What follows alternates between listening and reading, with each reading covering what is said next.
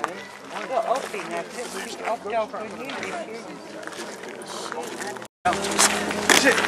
cool. Oh, yeah.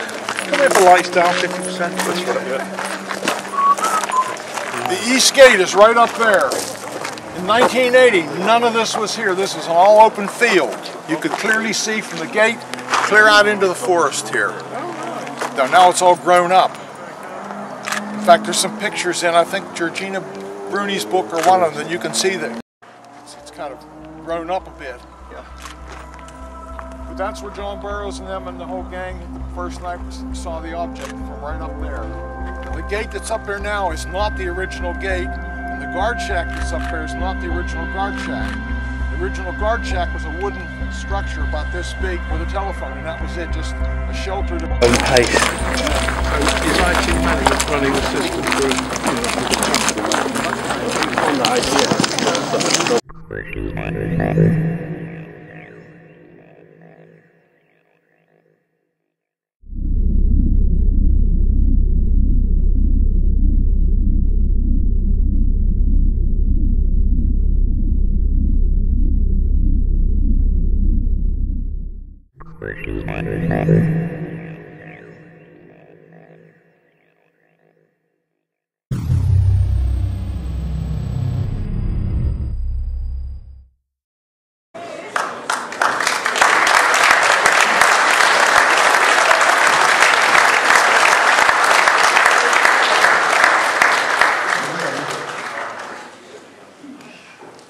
Okay, the main event of the evening, you all know who it is, Colonel Charles Halt, and there may be a chance for questions at the end, okay?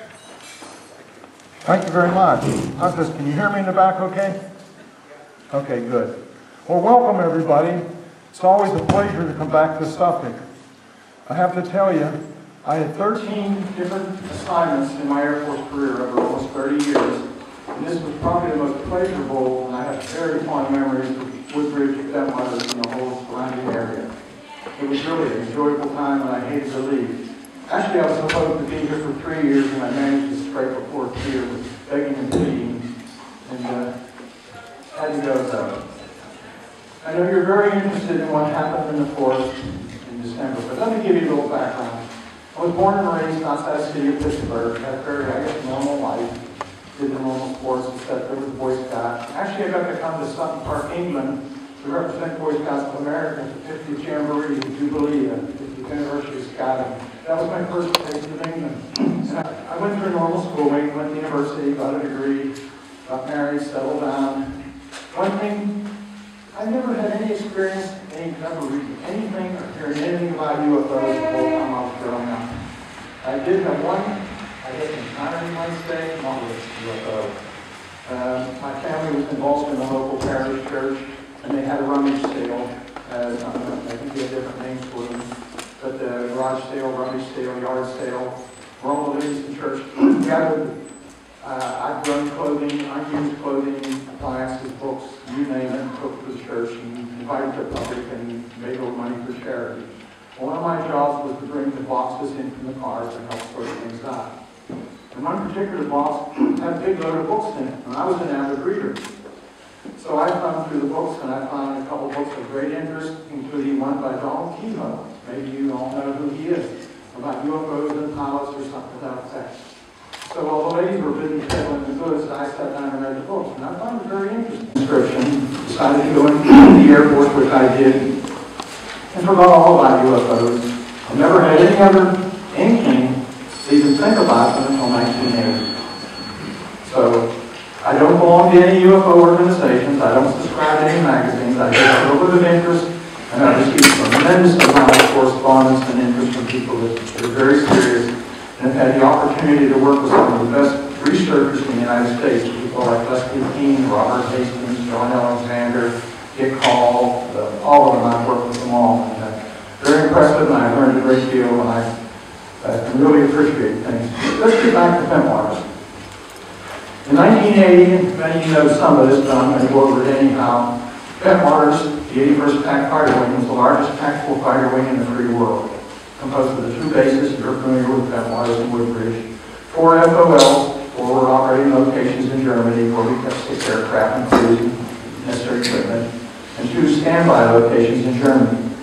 The concept of operation was, if the Eastern Bloc countries came to the Fulda Gap into Germany, they'd have to bring their armor, their tanks, their heavy equipment, and all the support stuff through the Fulda Gap. Our mission was to move forward and go kill tanks and shoot up trucks. The base would then have been backfilled with F-4s and I think F-16s in later days, and they would pick up pre-position stuff and take any war, so to speak, with the enemy heartland. Those were pretty tense times, if you remember, 1980. We exercised all the time. When you haven't lived, you put on rubber boots, rubber gloves, a gas mask, a rubber suit or a chemical suit which had structural impregnation in it, and try and operate and wear a flak vest that weighed about 40 pounds. I must have spent 1,000 hours in the command post under those circumstances, and that's the only part of the assignment to Bentwaters that I didn't particularly like, but that was something that came with the job. Those were interesting times. Remember, the Chinese were shelling Quemoy, Matsu, and threatening Taiwan. The Red Army faction was loose in Germany, kidnapping an American general and doing things. There was all sorts of activity in Poland at that time. The Union was going crazy in the streets, and almost as bad as the current world environment in the Middle East right now.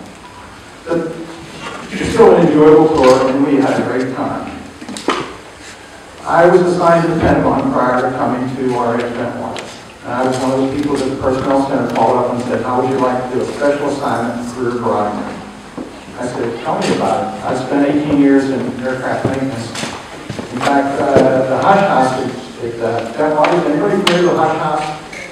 No, I guess not. It's a big facility that you back a fighter aircraft in, and you can run to the full bore and afterburner, and the neighbors aren't disturbed. You can hardly hear anything outside. One of my jobs in the Pentagon was to be involved in the selection and purchase and operational deployment of those facilities. An interesting thing happened along the line. With the Danish design, we decided to modify it. The original design had fire suppression system with big water sprinklers in it. And we came to the conclusion that if we had a couple fighter aircraft in there with the cockpit open and the sprinklers went off, we'd probably lose several $1 million worth of electronic equipment. Somebody came up with a bright idea to put breathable foam in it. So we did. Well, they wanted to test it, so they got a volunteer and they put him on a tether and put him inside and they fired the system. Well, when they evacuated the foam, they found him dead on the floor. The problem was, he didn't breathe the foam, he had a heart attack. Well, that slowed the program down, but we went ahead with it and Bentwaters got it signed. Well, let's get back to 1980. I arrived here in the early spring, late spring, I guess it was, 1980, as a deputy base commander. And my primary job as a deputy base commander was to make things run smoothly on the base, to support the base wing commander and make sure everything was functioning properly, and try and, I should say, put out the fires before they got burning. In that capacity, I spent a lot of time the dining hall late at night, I spent time in the fire department, I hung around personnel, and especially rode around at night with the police, because that's when everything seemed to happen. And those guys always knew what was going on. Even if it was just gossip, you learned an awful lot. That was part of my job. The base commander was busy greeting people, signing documents, many of which I prepared, cutting ribbons, kissing babies, doing a lot of political things. And I stayed in the background pretty much, just made things move smoothly. Well, the first part of the year went very well. No big issues. Things fell into place. We got a new base commander, came in, Ted Conrad. We decided to have a year-end party. Family type affair. Want us to recognize people for all the accomplishments during the year. And let's give a few speeches, pats on the back. We're going to have a Christmas party. But we didn't get our bid in fast enough for the 2 facilities on the base, so we had to do it on the 28th, I believe it was, of December after Christmas. We still called it the Christmas party. It was a covered dish dinner. You know, the wives or spouses brought a dish and we provided meat and whatever. It was a good time. We just finished the main course when Lieutenant Bruce England. Lieutenant Bruce England was the on-duty flight commander for the security police. Now let me back up a few minutes and talk about the security police so you'll understand things as they go on a little later. The security police had approximately an authorization of, I think it was 168 people. Of those 168 people, approximately 40 were law enforcement. Law enforcement wore blue uniforms, blue trousers, carried a sidearm, a nightstick, and a radio. They're cops almost like a PC, except they had a gun. They do the normal things, write traffic tickets, answer domestics, investigate crime, maintain the main gates, just a normal cop. Then we have this security police, an entirely different career field that overlapped a bit, but it was primarily air-based crime defense. Defend the base, protect the weapons, protect the aircraft, make sure everything that was priority resources, so to speak, was protected. The law enforcement people, you can imagine what they did, went through normal training. The security people went through special training. They learned how to operate heavy machine guns and various other kind of things. I won't go into all the details of what we had, but we had some pretty sophisticated stuff. In fact, when I was at Kunsan in Korea as the base commander, we had Stinger missiles, which is handheld air-to-ground missiles, and a lot of other stuff. But the security people were, in other words, heavy weapons guys. Air Force Marines, if you want to, probably the best way to equate it. So there was a difference. There was a problem there. One of the problems we had was 18, 19, sometimes even 17-year-olds, whatever, would come into the Air Force and they want to be a cop. Well, those recruiters would say, well, I got openings in security police, and they jump into it. They went through their training, great. They came to the base, and what do? We gave them an automatic weapon, and we set them out in the middle of nowhere for 10 or 12 hours. And all they saw was a security supervisor occasionally, and maybe a meal if they were lucky, and usually that was a box lunch, which they called bag nasties, or from, we don't call it, eggs in an aluminum container which turned green. They were still edible. It was a tough job.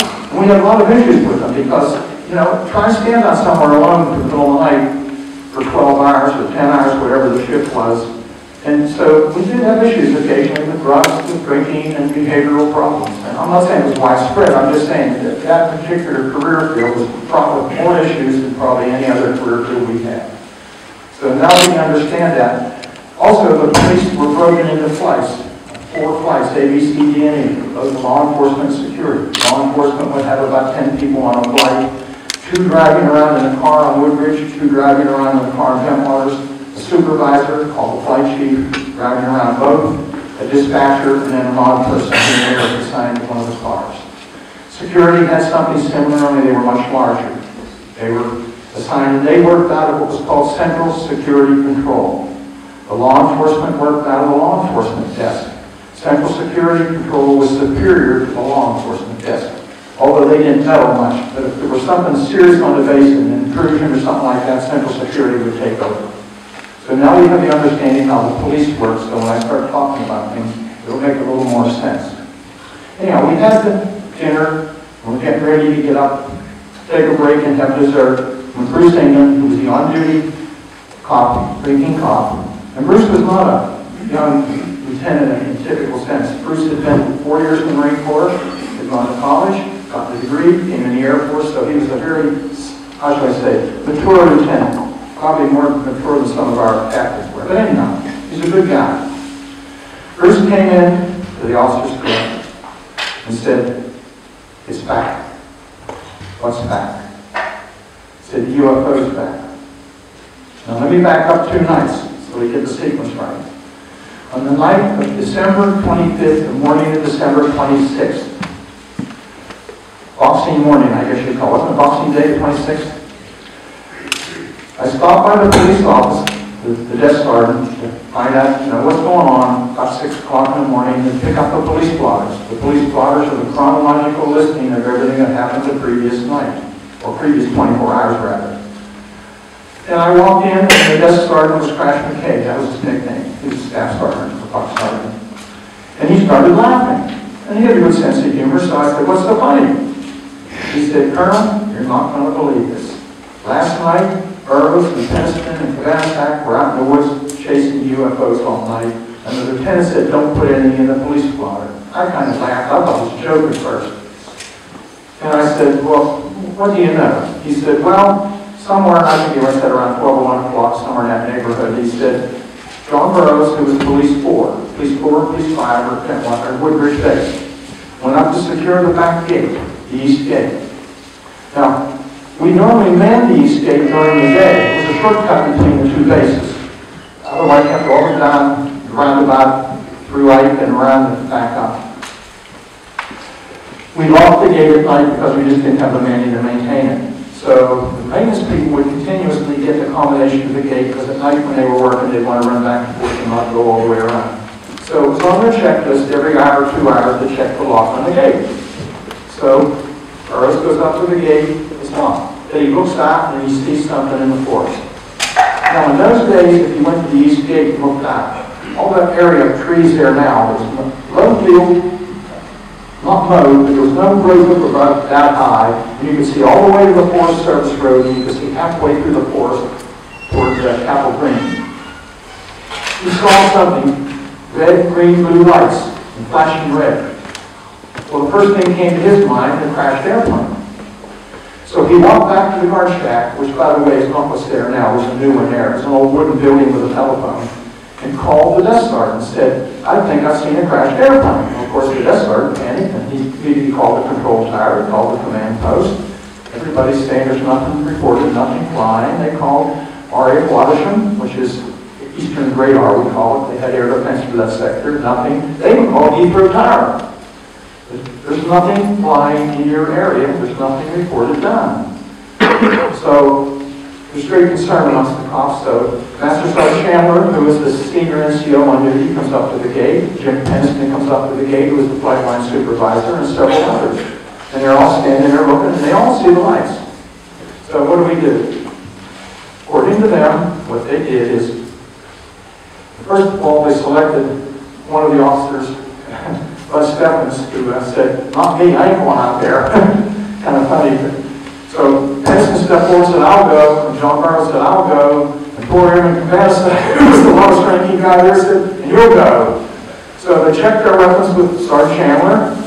They jumped in a 6-pack truck. They drove out East Gate Road. They turned right. They went up the road about 150 yards.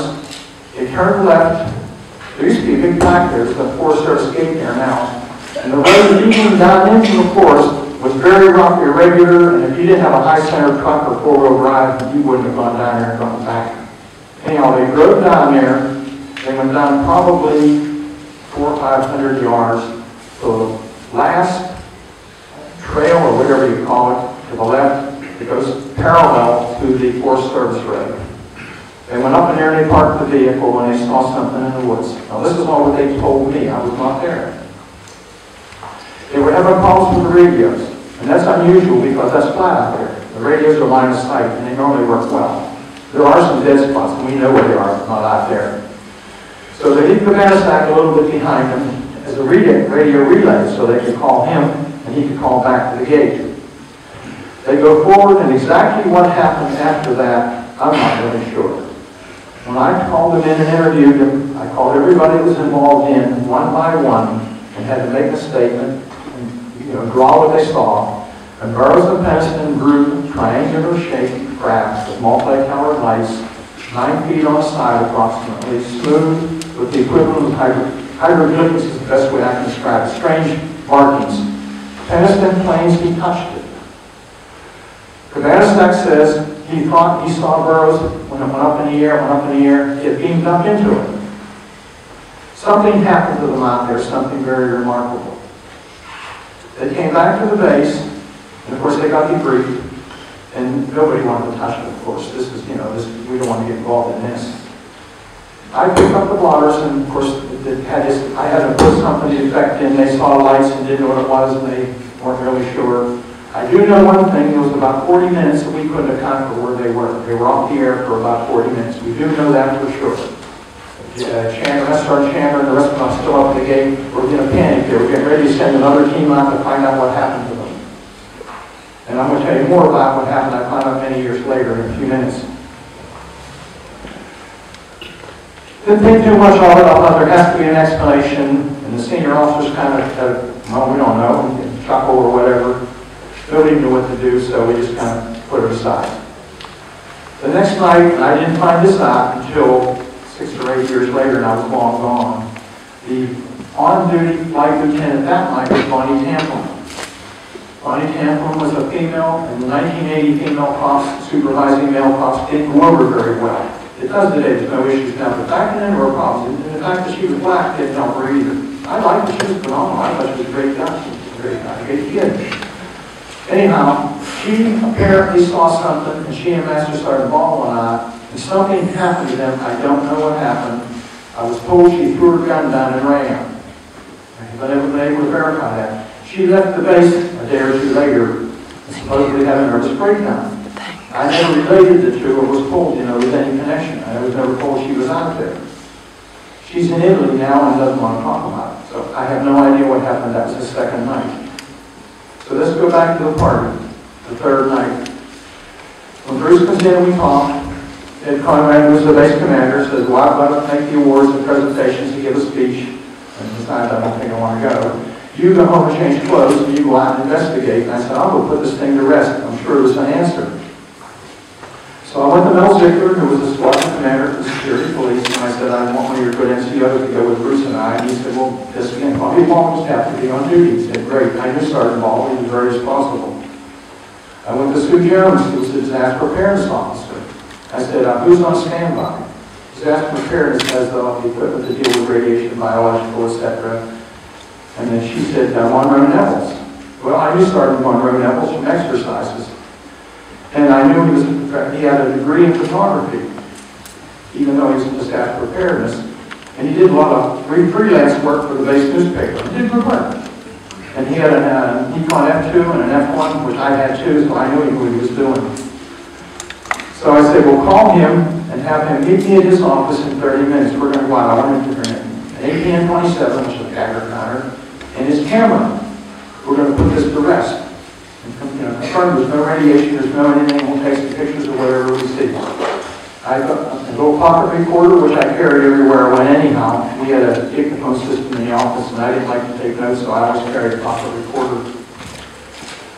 I went home and changed clothes. Bruce England and Bobby Ball and Sergeant Costenza, Adrian Costenza, a young cop, staff sergeant at the time, came by and picked me up at the house. I put my old fatigues on and a field jacket. It was 35 degrees that night, the wind was blowing. We went down to the disaster preparedness office, picked up Sergeant Neville. He calibrated a couple of the APN-27s, and he said to me, I remember, which one should I take? I said, how's the calibrations? Do they all calibrate fine? I said, take your pick. So we picked up APN-27, and we all piled into the Jeep. It was a little crowded. We went down to the motor pool because he wasn't sure he had a full tank of gas, which is on vent waters. It's right inside the kitchen, we're right inside the gate now, on the industrial side.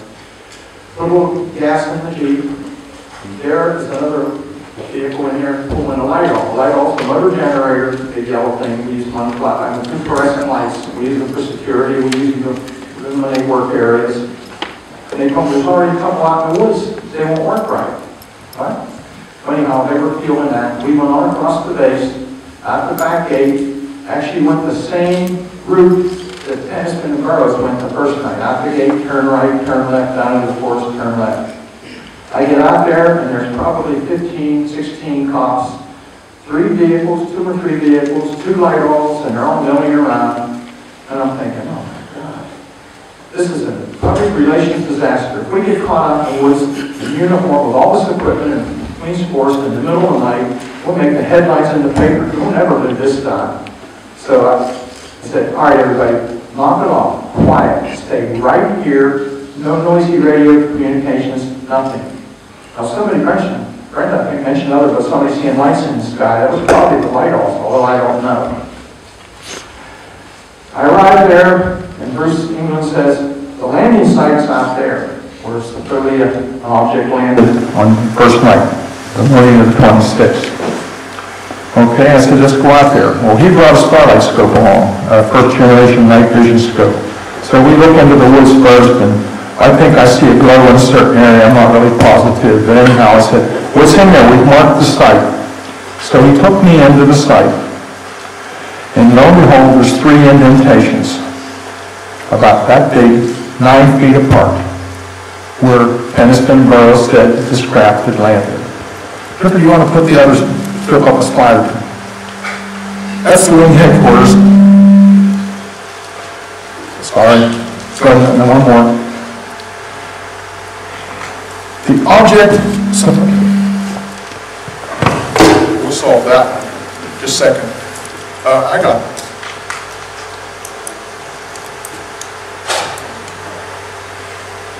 The area was right back here where the object landed. Here is the farmer's house. Here is the lighthouse over here. You can't see it very well in this picture, but the lighthouse is there. In 1980, there was no hedgerow here. You could see all the windows in the farmhouse very clearly. Anyhow, we're milling around there, looking at the site. Microphone, please. Microphone. Oh, I'm sorry. I'm accustomed to have one stationary. We're milling around and looking at the site, taking radiation readings, and we find that the radiation is about 8 to 10 times higher than normal background in the indentations and slightly higher in the center formed by the triangle of the 3 indentations. You want to go forward a slide or 2? There's the lighthouse on Orford Nest. I'm sure you're all familiar with it. Another slide. That's Orford Nest. Go ahead, keep going. The tower at Woodbridge, air traffic control tower. Go ahead. Woodbridge air traffic control tower. This is the east gate. Looking out, the gate's right up here. That's all new. That's all new. It used to be just a wooden shack right up there. Next slide. That's the new gate. That's been changed. It was just a simple gate before. Next slide. This is looking down the road now.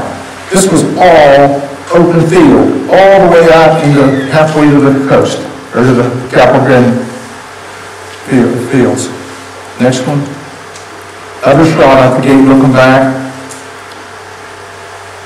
Go ahead. This is, if you go out the gate, turn right, and then turn left, this is the road going down into the area where we were, where we find the object or whatever it was. Next one. That's a sign there, just the forest sign. That sign used to be right where that pipe gate was you saw 2 slides back. They've moved it somewhere else now. Next one. This is the area right here where we parked in the forest and went into the forest in there. The farmer's field's out here somewhere. This was taken 2 or 3 years ago. Go ahead. This is approximately what it looked like on the forest floor that night. It's not exactly the same spot as nearby where it looks similar. Go ahead. This is the plaster cast. Jim Pennington went back the next morning because he knew nobody would believe him. His landlord, he lived in Ipswich, and his landlord, I understand, was a plasterer. So he got plaster of Paris, went back and made some molds, 3 of them. 2 of them have disappeared. He gave me one for good keeping. The one that he knows disappeared, he put it in his household goods.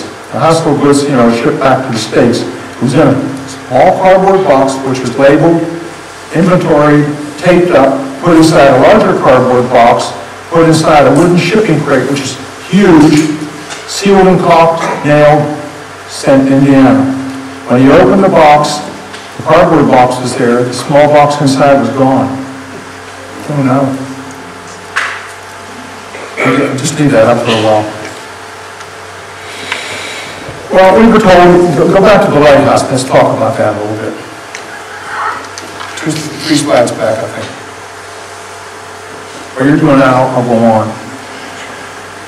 Some critics have said we saw the lighthouse. We saw the lighthouse. We saw the lighthouse. The lighthouse is about 30 or 40 degrees off to the side. The lighthouse is interesting.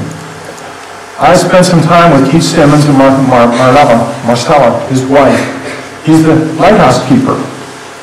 And asked him about it, what he thought and his ideas. He said, let me tell you something. The lighthouse is shuttered. If you're out on the sea, you can see a green and a red light depending upon where you are. If you're on the land, all you can see is the white light. We saw the white light. The object we saw, and I'm going to talk about in a few minutes, was glowing red. Red, not white. And the whole time I could see the lighthouse, just barely, you could see it over the trees. You want to go back another slide or 2. There, that's good. We stood here. Here's where I saw the object I'm going to talk about. The farmhouse windows in the lower and upper level glowed brightly. The farmhouse was dark. There were no lights in the farmhouse. I was concerned. I was concerned for the safety of the people in the farmhouse because I didn't know what was happening out in the field. All I could see was flicker like flames on their windows.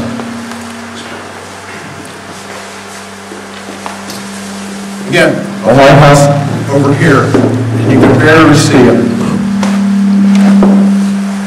Anyhow, we're moving around, we're taking radiation readings, we're measuring the distance between the triangles, the indentations. I had Sergeant Neville with the APM-27 go to the nearest trees. The side toward the three indentations had slightly higher readings than the slide on the other side. There were marks on the trees. I don't know what they were. Rub marks? I don't know. They may have been blaze marks. But if you looked over, there was a heavy tree canopy. These are mature Corsica pines with a strong canopy. But if you looked up at that site, you could see little broken branches on the ground, sort of indicating something may have come up or down. I don't know. But while we're milling around there, Bruce England, Lieutenant England says, look over there, there's a red light. It's moving. So we look at it and we watch it. It's out in the field. It's out in the middle of that field between us and the farmhouse. As we just try and get a closer look, well, as we started to go forward, it came toward us. It came into the forest. It moved through the trees, up and down, bobbing up and down, like this through the trees. As we got close to it, it backed up. It receded back out into the farmer's field. We looked close at it, and it looked like an eye. It was oval, about, I'm guessing now, because it was 100 yards, 50 yards, whatever way. About that big. It had a very dark center and a very pronounced red around it. It appeared to be shedding like molten metal. I can remember I worked one summer in a steel mill and I watched in the crucible when they poured and the stuff splashed. That's just what it looked like. And I thought it was either sparks or something that was burning and falling off it. We watched for a minute or so and the object silently explodes. Silently into 5 white objects, just like fireworks, and it disappears. Well, I can't explain this, but I'm thinking, well, we should have never come out here. Nobody's going to believe this nonsense. I thought first ball lightning, but that wasn't ball lightning. Ball lightning doesn't do that. So I said, let's go out in the field and see if we can find any residue from where this object was shedding, whatever it was shedding. So we climbed over the berm, there's a big berm there, over the barbed wire fence, and out into the field. We looked everywhere, and the only thing we found was evidence that the cattle had been there because somebody stepped in it. But there were no cattle in the field. They had obviously been there. So we're not too far from the tree line, so I said, let's go further out so we can get a better look at things. So we went down past the farmer's house, right along the right-hand side of the farmer's house. There's a road out front. We crossed the road, and there's a small stream. We stepped in the stream, and everybody got wet up to their knees at least, which we were very happy about. And just across the way was another field that had just been plowed. So we went out there and we're looking back, trying to see if we could see anything, and we noticed objects to the north in the sky. They're elliptical with multicolored lights on. My guess is 3,000 to 4,000 feet up. So I was continually talking to the command post what was going on. And so I said, can you have radar look here? And I give a description. And they come back and say nothing. Can't find anything. The objects turn to full circles. They're still illuminated with multicolored lights, and they're moving in synchronous together and making sharp turns, 90-degree turns. The only thing I could think of was a grid search or something. I don't know. I've never seen anything like it. Then I think Neville said, look to the south. There's 2 bright white lights out there. So we looked down to the south, and sure enough, there's 2 bright lights, almost like landing lights. Thinking, wow. One of those approaches overhead, directly overhead, at very high speed, stops, and sends out a beam, like a laser beam. It was about 10 or 12 inches in diameter, and it was right over there. I about went into shock, thinking, wow, is this a weapon? Communication? A warning? What do we do? And suddenly as it appeared, click, it disappeared, and the object went back to the south. At the same time, the other object moved over Bentwater's base and was sending out similar beams. Now, we had 3 different radios for this. We had the law enforcement radio somebody had, I don't remember which one had which one. We had the security radio, and I had the command radio. In other words, I can talk to command posts, they can talk to Central Security Control, and they can also talk to law enforcement. I can hear chatter on the security net that the guys in the WSA were seeing things, and there was something going on over there. That's all I know. I don't know the details. I wasn't there, but I will read you some things later on that are very interesting. One of the Bentwaters stopped sending down beams after a while, but it stayed in the sky, and we watched it probably another hour. It was getting close to 3:30, 4 o'clock in the morning. Nobody seemed to be interested. Nobody seemed to want to respond. Nobody seemed to care. So I said to the guys, I'm cold, wet, hungry, and tired. Let's pack in and go home. So we did. We went back to the base. I went home and took a shower. I couldn't sleep. I was still like this. So I decided to get down to the office. And I went down to the office, and we shared the building with the wing commander. He was on the left-hand side looking at the building, we were on the right. And as I went in, the wing commander came in, holding all word and waves. And he smiled at me and said, you must have had some night last night, because he watched the radio all the time. I don't think he slept. I think he slept with the radio. He said, what happened? I told him a little bit, and I said, I got a tape recording. He said, play it. So he and I stood there and he played it for him. He said, let me have it. I said, uh-oh, I'm in trouble. He said, I'm going to take it to the staff meeting on Wednesday and play it for General Basley. I said, there goes my career. So all week, I think that was Sunday or Monday, I can't remember which day it was, I was sweating all week. I knew when he went to staff meeting, and when he came back, I was waiting for him. And he came in and I said, well, boss, he threw me the tape recorder and laughed. And I said, well, boss, do I have a job? He just laughed. I said, well, what happened? He said, well, I played the tape for General Basley and the staff. He said, they all sat there quietly. And General Basley said, well, was Halt credible? He said, yes, I believe what's on the tape is right. Basley looks around, nobody says anything. So in his infinite wisdom, he says, well, it happened off the base. It's a British affair. Case closed. So I said, well, what do I do? He said, get with Don Moreland. Well, Don Moreland was the liaison officer. Don Moreland was in Wales for the holiday. He lives in Anglesey Island. I knew Don real well. We were good friends. Great guy. So I had to wait till, I don't know, about the 9th or 10th or whenever when he came back. He had a civilian deputy. I went to him, but he just said, not me, I ain't touching this. So when Don came back, I told him, and of course he says, oh, me. We didn't need to listen to what to do. He said, so I'll call some people. So he called his supervisor, who was I think a commander over at Lakenheath, or Milton Hall, rather, 3rd Air Force. And they talked about it, and one of them called MOD somewhere, I don't know where, and he said, well, write a memo. He said, okay. So I wrote the infamous memo, which I can show you on the screen in a few minutes. And the idea was, I would give it to him, he would very discreetly send it to MOD. I'd never hear any more about it, but if they wanted to investigate, they would send somebody up to investigate. So days went by and nothing, weeks went by and nothing, a month went by or two, and he made many phone calls and talked to many people, and nothing seemed to happen. And I was relieved, man, I'm off, this is done, it's gone away. All was quiet. 2 years go by. 1983, a young man we put out of service, and we can talk about that a little later, is unsuitable, undesirable. That's what a 3910 discharge is, and you can verify that. He did get an honorable discharge, but he was literally booted out. Picked up a story from Adrian Dispenza, apparently. And I have some documentation on that, and some of the other cops. And suddenly put himself into the story. Interesting. He went back to the States. Well, we sent him back to the States. He was talking to Newfound and a few other people when he ran into a couple authors who were writing a book called Clear Intent. Maybe some of you have read it. Larry Fawcett and Barry Greenwood. Two great guys. Well, they pick him up and they're all excited. Boy, here's the case we can't pass up. We're going to put this in our book. It's going to be the crown jewel of the book. They get working with him, and he finally confesses to them he was lying.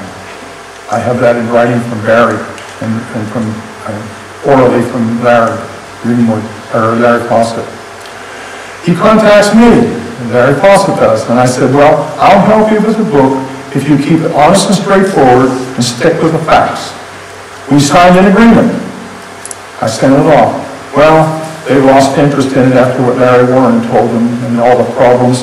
There were issues about my memo, my tape.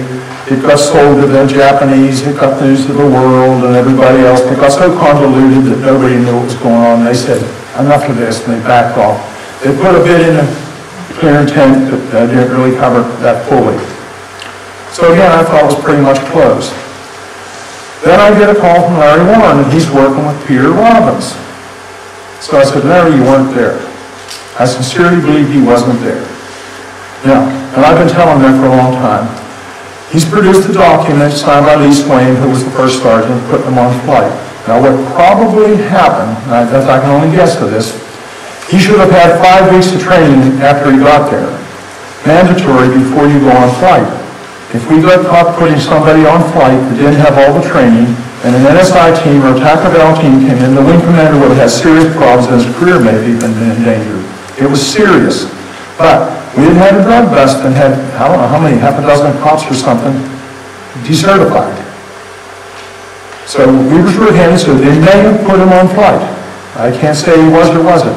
He could have been in the forest. If he was in the forest, he would have been with a group back at the Forest Service Road and not close enough to probably see much of anything but hear the radio chatter. That's what I think happened, but I don't know that for a fact. We're going to talk about that book in a little bit. So, very interesting. I got approached by News of the World. Oh boy. Keith Beebe. Anybody know Keith Beebe? He's one of their editors. He offered me 20,000 pounds. I said, oh boy, this would be nice, but I said, well, maybe I can donate it to the Air Force Aid Society. So I went and talked to Ernie Persky, the JAG, and he said, no way. So I told Keith, sorry about that. Well, I said, okay. He came back later and the gate called me, the gate guard, and said, Keith Beebe's out here, wants to see you. He wants your bio now. And I said, I said, I'll talk to him, but he can't have my bio. I got thinking, I'll bet he's going to come in. My bio was in Public Affairs, which was right across the street from us. So I ran over to Public Affairs and pulled my bio, the whole file, everything, pulled it out. Because they weren't happy with me taking it. I didn't ask, I just went in an open drawer and took it. They come in, we talked briefly, I told them a little bit about it. And he said, okay, and he went over to Public Affairs. Well, what he did is he pulled Gordon Williams' file, the wing commander, took his picture.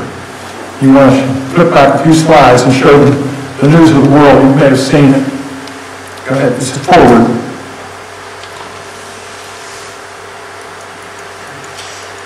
You need to take a break in a minute, Colonel, yeah?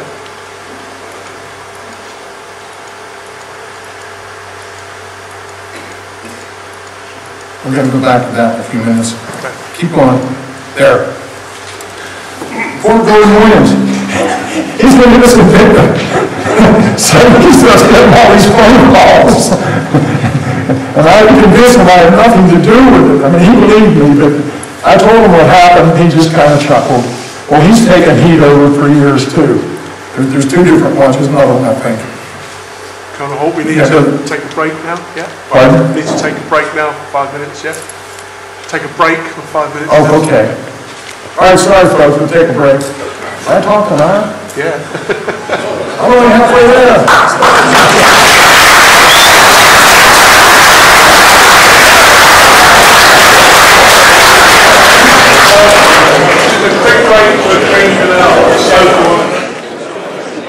Can we get started again? I don't want to keep you here all night. I've got a lot of things to cover yet. I'm going to have to abbreviate some of them. All right, you ready for part 2?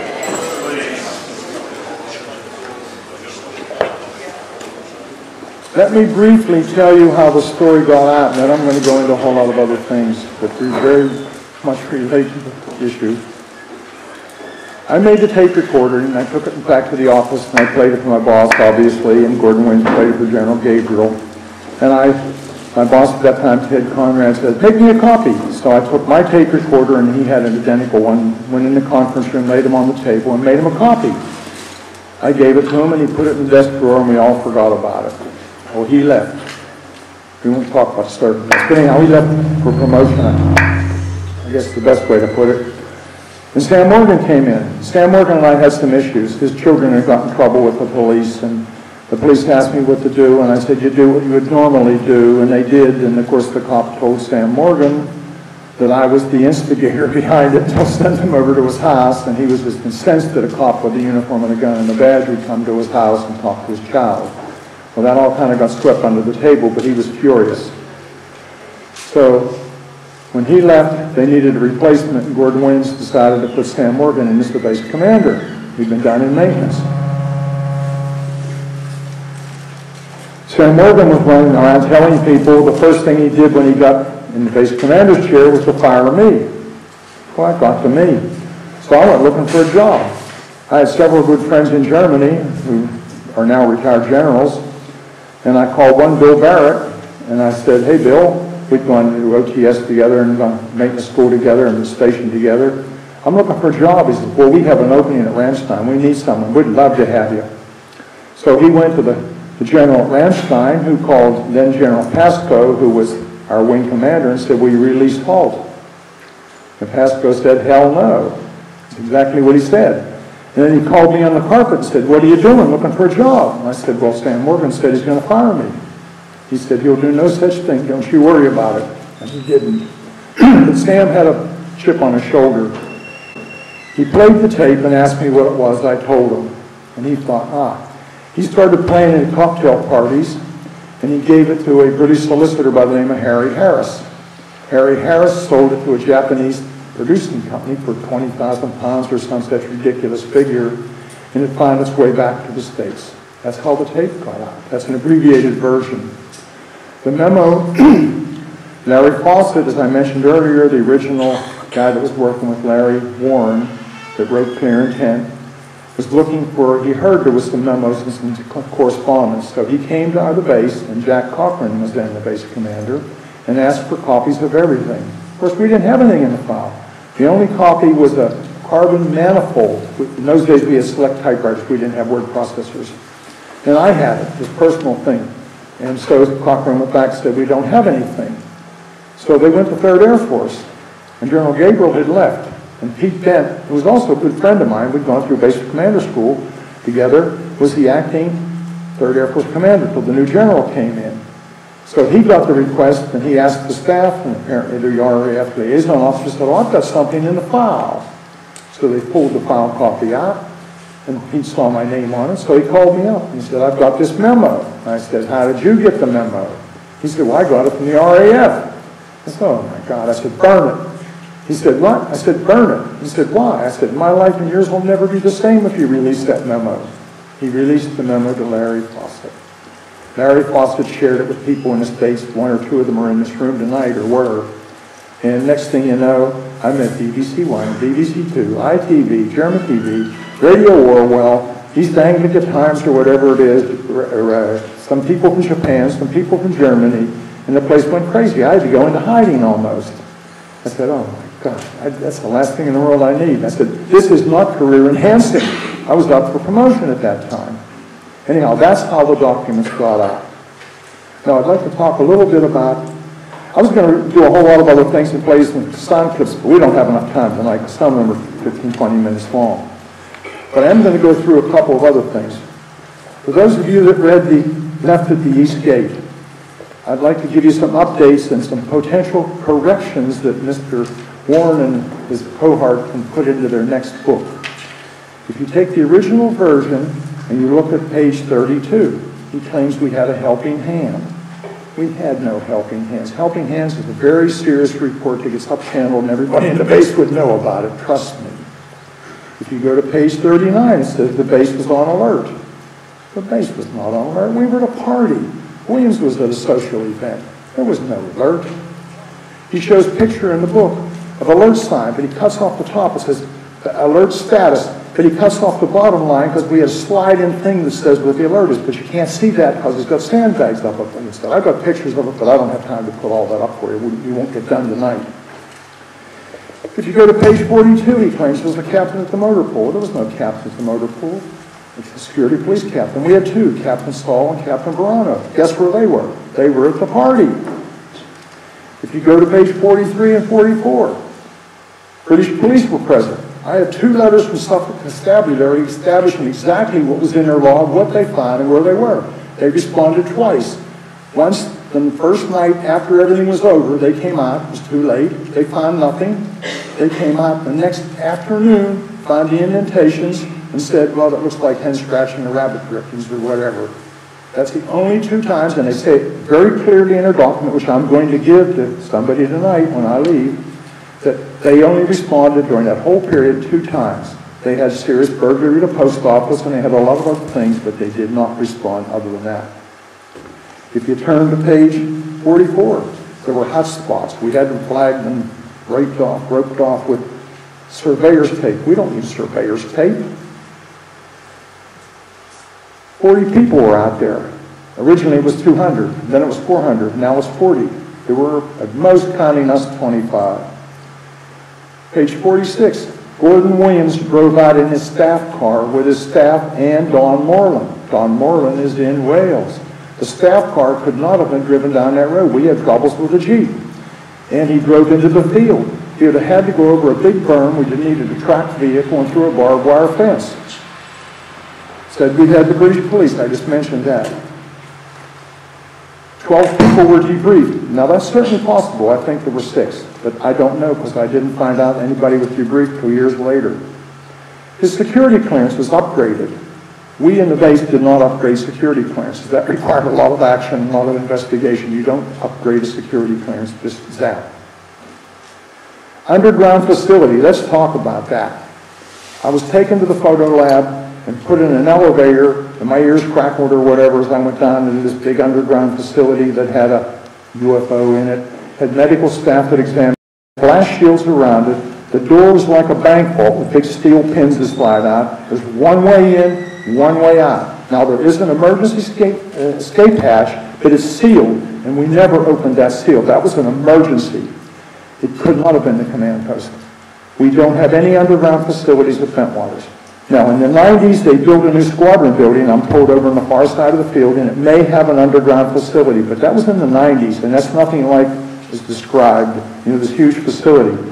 Oh, I was kidnapped and loaded into a car, a limousine, a Cadillac, or an Imperial. I was gassed and I was taken to this facility. Nonsense. He has New York plates that he remembers in hypnosis. Why didn't somebody check those plates out back in 1983 if they're going to write a book then? It would have been very easy to verify the plates at that time. It didn't happen. Or maybe it did and they weren't his plates. Page 136. All the squadrons on the base had a big meeting to discuss it. Nonsense. We didn't have any big meeting on the base. Claims he had a sidearm. We did not give security police sidearms. Law enforcement had sidearms. They got M16s. Major Zickler was there and fell in the mud. Major Zickler was at the party. Air rescue was activated and flew overhead. My racquetball partner was Charlie Wicker. Charlie Wicker was a wicked racquetball player, man. He beat me every time, but we had a good time and we were good friends. I talked to him a day or 2 later, and he said, why didn't you call me? We would have put a chopper up. And if you'll remember earlier, and I have statements from the air traffic controllers, which we're going to talk about in a few minutes, nothing was flying. It was Christmas time. Nobody was flying in the area. The closest track was civilian track down near Heathrow. Nothing was in the area. We talk about cloudbusters. This is a good one. You're going to get a kick out of this part. We had cloudbusters. They call them, what do they call them? I can't remember the guy's name that designed them, but they actually probably do work and alter the weather. And he saw these devices on Bentwaters base that were trailer mounted. My next door neighbor was Carl Baroff, the DCM, the commander for maintenance. Carl Baroff had a great sense of humor and was quite a character. We were very good friends. We knew when the Russian satellites would fly over. We discussed it all the time. We knew exactly what time they were going over. There were, I think, only 2 of them in those days. So Carl Baroff welded a bunch of barrels together and made a bunch of dummy missiles and dummy odds and ends and would paint them different colors and move them around the base every time the satellites would go over. And that's what's pictured as the cloudbusters. And even Georgina Bruni has it in her book. You'll see one in there called a cloudbuster. It is not a cloudbuster. It was a dummy designed to drive the photo interpretation people in Russia crazy, trying to figure out what we were doing. Pictures in the book of underground facilities with vents. Those are our fuel bladders. They're covered with earth for two reasons. Number one, blast protection, and number two, to help stabilize the temperature of the fuel. And if you look closely at the picture, you'll see the plumbing in front of them. Weapon storage area. He says this is where certain weapons were kept. Well, that's where we kept the weapons, yes, the bullets, so to speak, for the A-10s with the depleted uranium in them. I talked to Bud Hopkins. Many of you probably know who Bud Hopkins was. Bud Hopkins and I became good friends. In fact, my wife and I were house guests several times with him. And he had actually interviewed Larry Warren and regressed him. And his comment to me was, screen memories, induced memories is the terms he used. Many times I talked to Larry in the early days trying to put him on track to keep things going because I wanted the book to come out and I wanted it to be right. And I just got beat up every time. But he did admit many times that he'd been meddled with. Well, we all knew that. He'd been drugged and hypnotized. He talks about somebody that committed suicide and went missing. At one point he says it was Alabama, his roommate, and other times he said it was a cop that read the Bible all the time and different things. And he'd had problems that he went AWOL, went to Chicago. We actually had somebody at that time frame do something like that. He didn't commit suicide. I went up to the police desk one night, and Sergeant Turner was the flight chief, and again, Crash McCabe was on the desk because it was sea flight, and Craig McCabe was usually the desk sergeant. And they were panicking. I said, "What are you doing?" He said, "We had a young airman that didn't get his security clearance right away, and we put him on casual status. He got frustrated. He folded up all his uniforms, put them on the bed nice and neatly." This sounds like a classic case. Bought himself a ticket and was flying home. We traced him through Heathrow to a flight to Chicago. We just called the Chicago Airport Police. They're going to put him on a plane back because we don't want him to be charged with AWOL because that's a serious offense. You can go to jail for that. We'd rather he get an Article 15, which is non-judicial punishment, and probably get a fine or a reduction or whatever. And they got him back. They sent a police car down to London Heathrow, picked him up, brought him back. He didn't commit suicide. Let's talk about soil analysis. This is the good part. There are 4 things I'm told that substantiate Larry's story. My memo. Does anybody see his name anywhere in my memo? Number 1. Number 2, my tape. Well, that incriminates him because Bobby Ball, who he claims was with him, and Sergeant Dispenza, who he claims was him, was with me and on the tape. Listen to the tape carefully. Dispenza's security 10. And Bobby Ball was security 4 or something, I don't know. But if anybody's gone through the tape, and I have copies in the narrative, they're with me the whole time. Dispenza never left my side. He was in shock and so frightened he stuck to me like wallpaper. I couldn't get rid of the guys like this with me all the time. He was so nervous. The 4th thing is the best one. The field of Capel Canyon, where the UFO landed supposedly, which nobody else, by the way, can substantiate or verify. The soil analysis says the area was subjected to high energy or high heat, and the grass around the edge is very green. When I was growing up, my grandfather was an avid gardener, and every fall he would burn a big pile of brush and branches and whatnot, and he would take the ash and put it around his lettuce and everything. One of the main ingredients of a fire like that is potash. Potash, potassium, the 3rd ingredient in fertilizer. Now, if you've ever had a hot brush fire, they normally it's up around, I'd say 1400, 15, to maybe 2000 degrees, and it stays hot for a long time. The sandy soil, yes, turned into almost glass. It was crystallized. What do you think did that? It wasn't radiation, it was heat. The farmer burned brush. All the farmers burn brush. Brush is a constant problem. Anytime you leave the field sit, you know what happens. Things grow. If you don't keep plowing and moving or send cattle or something in, it's a problem. So, 1, 2, 3, 4. Guess what? You're up to 0. I have all the correspondence from the police, which I'm going to share with my good friend who's sponsoring this. I have letters from Barry Greenwood. I'm going to read just a little bit of this. Just a second. I'm going to read copies of all this, but put it in a future publication here. One evening on the phone, Larry Warren decided to confess his non-involvement in his part of the story. I'm just reading a little bit. I'm trying to read the whole thing. I would. That's what Barry Greenwood said, co-author of Clear Intent. This is is Dr. David Jacobson, former professor at Temple University, who's very well known in the abduction field. He's written many books, and he was a partner to Bud Hopkins. In fact, he inherited all Bud Hopkins' files. What he says, I was the MC of a UFO conference in Massachusetts around 1986 when Larry Warren got up in the audience and exhorted all the UFO researchers were doing a lousy job of research. Not only that one, Spencer was reluctant to go public, which is true. Adrian Spencer, who was with me, the staff sergeant, was looking to get out of the service and he wanted to get a government job, primarily in Southwest near home, that would require security clearance, and he wanted nothing to do with the UFOs. So he did not want his name mentioned, he didn't want anything to do with it. So Larry thought he should adopt Adrian Spencer's story as his. I have an email from Adrian Spencer. Basically what it says is, when I got back to the dormitory, the first person I ran into, they were in the same dormitory, was Larry Warren. He said, I had to tell somebody, so I told Larry my story. So draw your own conclusions, folks. He's probably going to go crazy when he hears this, but I'm tired of putting lies out. You need to know the truth. The problem with ufology is there's too much nonsense out there. It needs scientific investigation by competent people and not a whole lot of nonsense. That's my big frustration. That's probably one of the main reasons I'm here tonight. So I've got a lot more stuff, but we're going to run out of time, and I know you all have some questions, and I'll be delighted to answer any reasonable question. So you can use the mic for, I don't know how we want to do this. I can substantiate everything I've told you tonight, and I'm going to leave copies of everything. Now, some other interesting things I can tell you while I'm getting ready.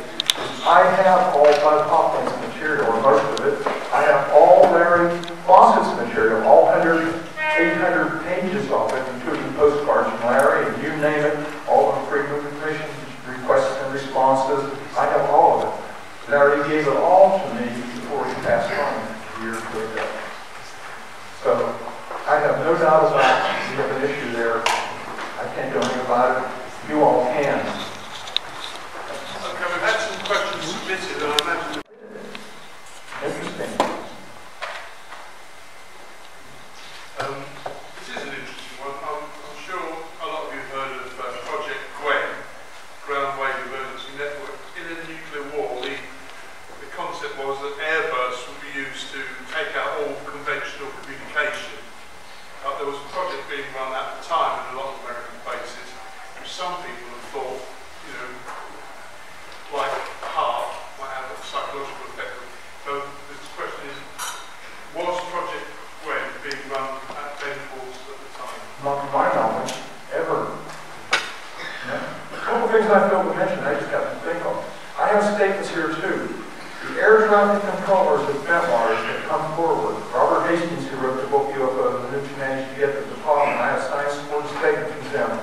They watched, when I was in the force, they watched the UFO go across their 60-mile scope on the right 2, we call it, in 2 seconds, across the 60-mile scope. You figure out the speed. It came back across the scope in about 2 seconds.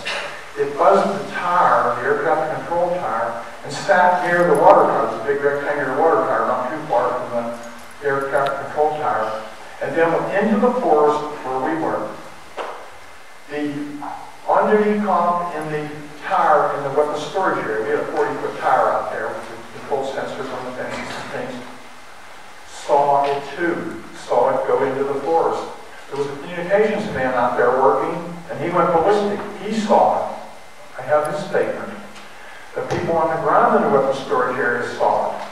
2 of them managed to get a pair of 12-pound binoculars, and they claimed that the white objects we saw were triangular. I have their statements. In other words, 2 air traffic controllers saw it in the tower. Washington picked it up. The tower in the WSA saw it. People on the ground in the WSA saw it. We saw it. So all these different locations saw it. So it's pretty well established that something did happen. What's your next question? The next one, you kind of answered. Are there any plans for everyone involved, or which I take it this borrowings, Larry and Jim and John and myself? Any plans for you to get together around the table to try to sort out the discrepancies? Why do I need to get together with someone that's a fraud? I mean, threatened to sue me, sent me a letter and said, you know, I'm going to sue you if you don't keep up. Sue me. Let's go to court. Let's take a deposition from a whole bunch of people I can tell you, including his 2 ex-wives, to see what happens. This one James begins is in here. I think this is real name because that's a hero of a book by Harry Harrison, isn't it? Harry Harris, my old buddy. Anyway, I would like to know, James, about the tunnels when a manhole comes in the forest. I have no knowledge of anything in the forest other than what happened to me, and I've been out there half a dozen times. We have, as I said earlier, we have no known. Now, there were some interesting things done in the base in World War II as far as airfield lighting, fuels. The munitions were supposed to be buried under the runway over there, so if necessary for the organization to destroy the airfield, but I don't know of any underground facilities whatsoever, other than a sub-basement in the intelligence building, and there may have been something else like that. But if we had a large underground facility like that, there were several things. You needed pumps to keep the water out, it's almost below sea level. You needed ventilation. There's a lot of things you needed. And if we would have known that, we paid the darn electric bills and the water bills. Dave Boardman. Yeah, Dave Boardman. Got a couple of interesting questions. The decision to award John Burroughs a disability pension as a result of possible exposure to UAP radiation in the forest, as cited in Project Conline, should represent a dramatic turning point in the case. However, rather predictably, the matter has received little media attention. To your views, Colonel, on the significance of this? I have doubts that John Burroughs' physical problems have any relation to what happened in the forest. However, that being said, there are some issues. John Burroughs and Jim Peniston, as well as Larry Warren, cannot get their medical records. And I'll tell you a very good story. In 1990, I did an organizational inspection of NSA along with other people. That's the National Security Agency. The day or two before, Larry Warren called me. We were sort of on speaking terms then. I've just given up talking to him.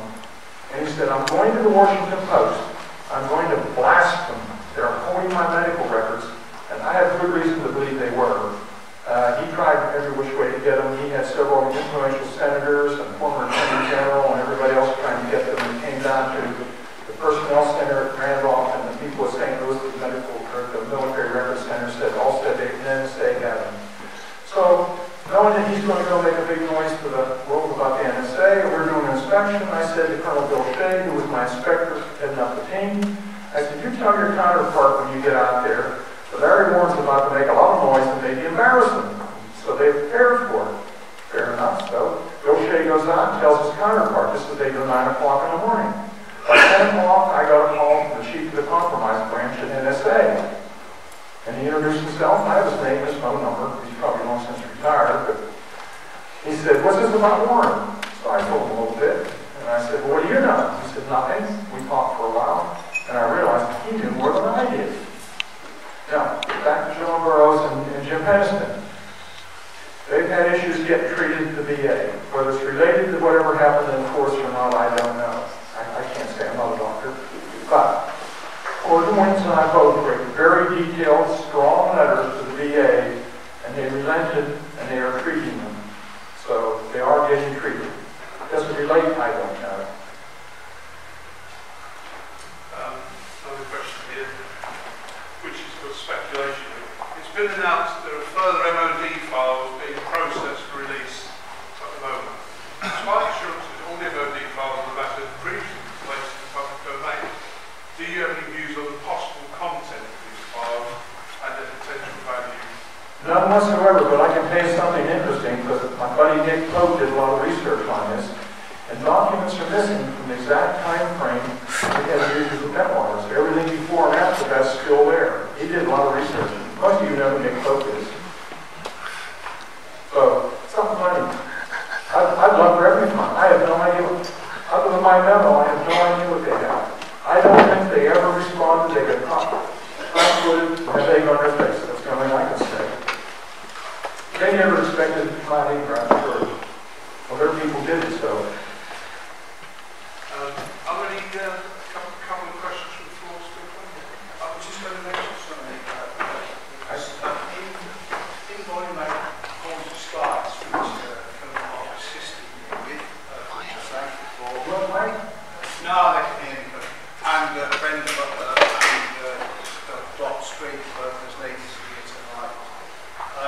officers that went to the forest, PC Martin Grove and PC David King. I knew them both. You know them both, yeah? And the PC Martin Grove used to tell an interesting sighting in January 1981 when he was on duty at the police station. And a guy came to the police station who was actually terrified, motorcyclist.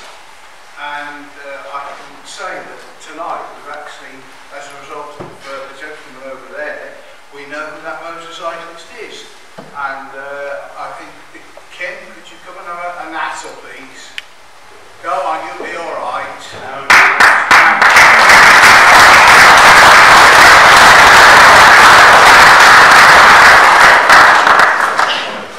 You see, I mean, it really takes guts to stand in front of all of us and say, tell you about cycling. But Kim's got a natter, and there's no doubt he's the same guy. Unfortunately, I haven't got any volume 8 left, so I sort of send him. So I don't think he's got volume 8, and perhaps show it to him a bit. But before he speaks, we'll also say that the police inspector that wrote to Georgina Bruno, and I have some photos of her in the forest. Sadly, she passed away some years ago. Sorry, can you speak up a bit? Sorry. Okay, thank you. I was just going to say that the police inspector that wrote Georgina Bruni, he actually had quite a very interesting sighting around the Leiston area while he was driving home one night. So, you know, it happens all the time. As I say, Kim's sighting is of interest because back in 1996, I had a sighting of something in 1996 in June of that year when I can imagine I was at a local pub and only having a pint, and you've got a perfect clear night sky with a few satellites wandering over, aircraft going in, and then these two, you can imagine two objects the size of dustbin lids bumped together, moved through the celestial arc and were gone. I didn't even report what was the point of reporting it then, but that was tremendous, and I've no idea what it is. It certainly may have similarities with what Kim saw, that he told me we were on the way home. So, yeah. They won't fight, yeah? No, I don't know whether you better hear me, but I was riding a motorbike through Ipswich late in 1981, and I'm an engineer. I do steel work and stuff like that. But I was working in Leicester. I come home to see my girlfriend, who's now my wife. And I was riding through Woodbridge Road in Ipswich, and I was looking ahead of me, and I looked up in the sky and I saw two huge white lights. Nothing more, but two huge white lights. And it just occurred to me, it just didn't look quite right. And I thought, they must be building something, there must be a structure there. And I pulled up near the mini roundabout, near Barney's Bank. And I remember, I stood there, I took my crash out off, and I thought, I wonder what that is. And I looked up, and these two huge lights were static in the air. I can't give you any idea of dimensions, sizes, but they were huge. Side by side, just literally in the air, like car headlights. And then they started to move. And it was when they moved, it just made my hair stand on end, because I thought there was no sound, it was completely silent, and I had this feeling, and as my wife says, you can't tell because you couldn't see it, pitch black. The light was over there, gone. I got on my motorbike, and I don't think Valentino Rossi would have kept up with me going through the pitch road. I ain't going to tell you how fast I was going, but it was quick. I went straight to Woodbridge Police Station, and I was hammering on the door, manic, and the copper put his head out of the window and he said, what the hell do you want at this time of night? And I said, I've got to tell you something. I've seen something really strange. I said, I know you're probably going mad. I said, but I've got to tell you. I said, because it concerns me. And then all of a sudden, another cop pushed past him. He said, what did you see? And I went, I can't tell you if what the other man saw was true or not. I don't know, but I can tell you what I saw. The other cop said to me, what did you see?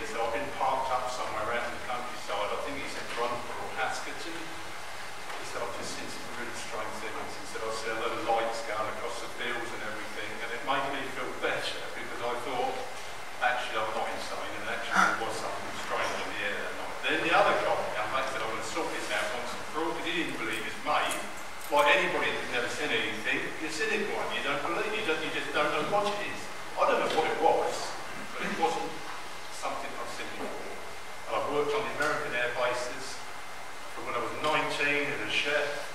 For Costain's building the concrete bunkers for the A-10s when they came, and the F-4s went out. And I work up there now. I've got a metal work business up there, been up there 15 years. I've lived in this area and I've never seen anything like it again since.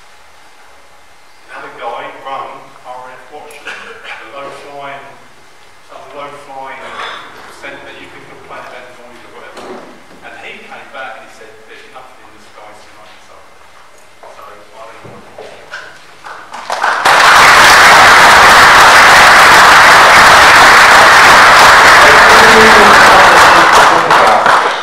You know the diameter of the Earth, rather the circumference of the Earth, is just about 26,000 miles. The Earth rotates every 24 hours, doesn't it? Which means if you're on the equator, you're traveling over 1,000 miles an hour. Now here in England, you're probably only doing 800 miles an hour. Do you have any effect? No, because the atmosphere and everything is moving with you. There may be some way that these, whatever they are, have found a way to integrate themselves with their craft. Because I've put 7 Gs, and let me tell you something, even with a G suit on, your vision goes down to next to nothing, and if you're lucky, you stay, you know, you can understand what's going on, you don't pass on, it's just something else. There's certainly a possibility of that. Something else that struck me after reading the book and talking to some very knowledgeable people. Everybody in the world in different places talks about Yeti, Bigfoot, abominable snowman.